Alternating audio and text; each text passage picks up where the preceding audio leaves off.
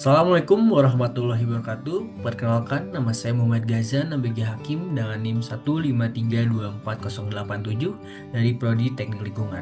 Pada kesempatan ini saya akan memaparkan atau mempresentasikan mengenai makalah saya yang berjudul Perancangan Infrastruktur Jembatan Ramah Lingkungan untuk Meningkatkan Aksesibilitas Wilayah Cimerang, Kota Baru. Nah, pada latar belakang, wilayah Cimerang di Kota Baru memiliki kondisi geografis yang menantang, seperti topografi berbukit, curah hujan tinggi, dan tanah yang rawan longsor. Ketidakhadiran infrastruktur jembatan dapat membuat akses masyarakat terhadap pusat kegiatan sosial, ekonomi, dan logistik itu terhambat. Solusi yang kami tawarkan atau yang saya tawarkan yaitu dibutuhkan berupa perancangan jembatan yang tidak hanya kuat dan sesuai dengan kondisi alam setempat, tetapi juga ramah lingkungan serta mendukung prinsip pembangunan yang berkelanjutan. Pada rumusan masalah, saya mendapatkan 3 rumusan masalah, yaitu bagaimana cara menentukan rancangan struktur jembatan berdasarkan dari kekuatannya, lalu bagaimana perancangan infrastruktur jembatan untuk meningkatkan aksesibilitas wilayah Cimerang, Kota Baru, dan yang terakhir bagaimana pemilihan material jembatan untuk mempengaruhi rancangan infrastruktur jembatan itu sendiri.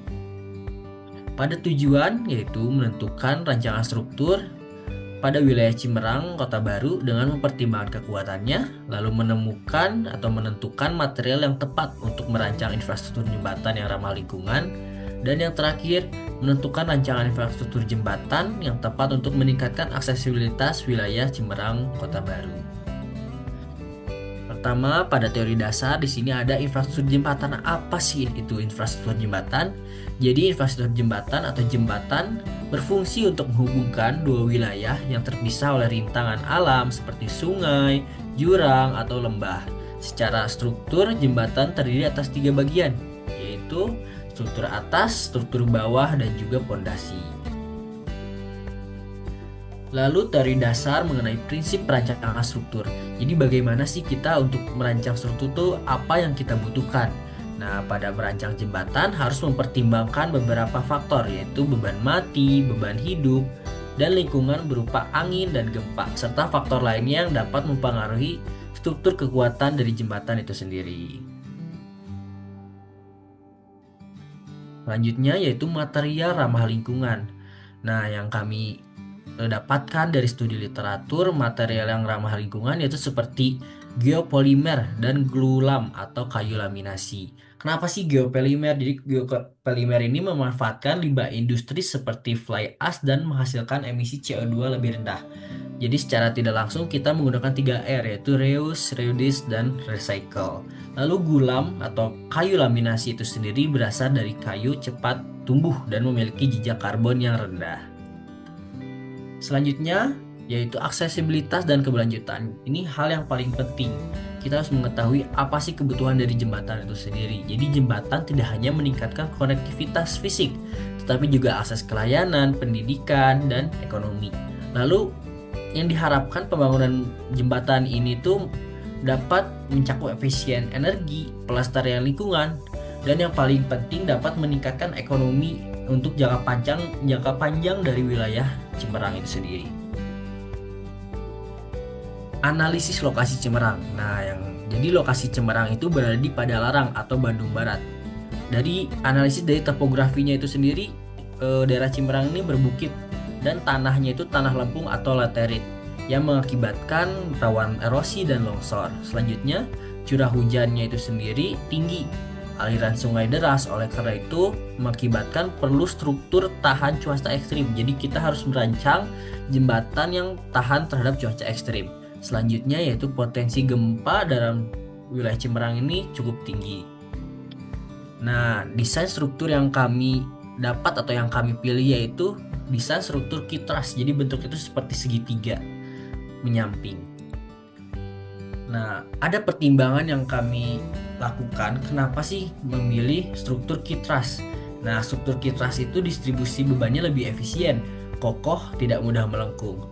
Lalu mudah dirakit di lapangan sempit, modular. Jadi modular tuh kita seperti membuat bagian-bagian yang kecil dulu, nanti kami susun di tempat Cimerang itu atau di tempat kami ingin membuat jembatan itu sendiri. cocok untuk daerah berbukit seperti Cimerang. Nah, studi kasus atau sudah ada pembuatan desain struktur dengan kitras yang sangat berhasil di jembatan Patik Raja. Selanjutnya, material ramah lingkungan. Di sini kami sudah mendapatkan tabel mengenai bahan-bahan yaitu beton geopolimer dan juga gelulam berdasarkan massa jenis, kekuatan tekanan, ketahanan terhadap cuaca, emisi karbon, daya daur ulang, ketersediaan material, dan yang terakhir biaya konstruksi itu sendiri. Nah, saya meringkas menjadi beton geopolimer itu tidak menggunakan semen Portland, mengakibatkan rendah emisi CO2.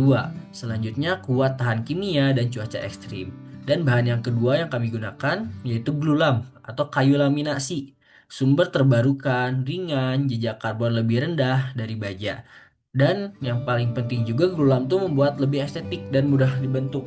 Karena dari kayu itu ada serat-seratnya yang membuat bisa jembatan tuh lebih estetik.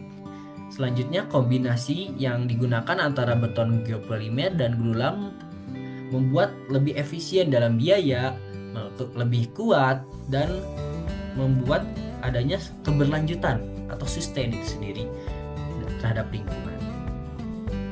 Nah, efisien dan dampak lingkungan yang dari desain struktur jembatan dan material itu sendiri, Kitras lebih hemat material 8-17% sesuai dengan referensi yang kami dapatkan.